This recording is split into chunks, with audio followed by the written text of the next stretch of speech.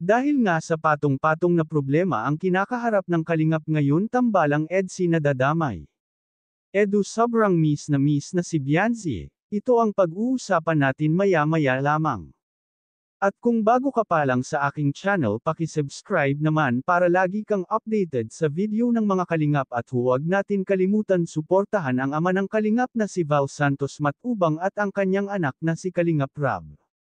Isang mapagpalang araw sa inyong lahat mga Kalingap.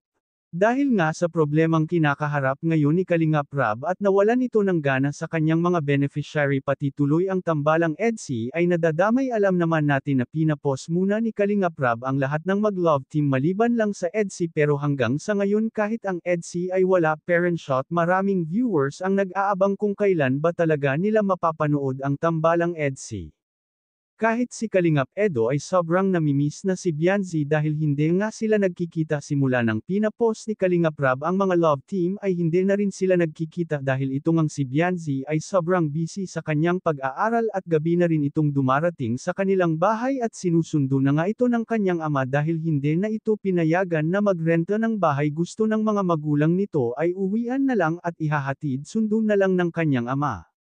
Kahit sa vlog ni Kalingap Rab na kasama nila si Bianzi ay hindi natin nakita si Kalingap Edo dahil itong si Kalingap Edo ay busy din sa kanyang pag-scout.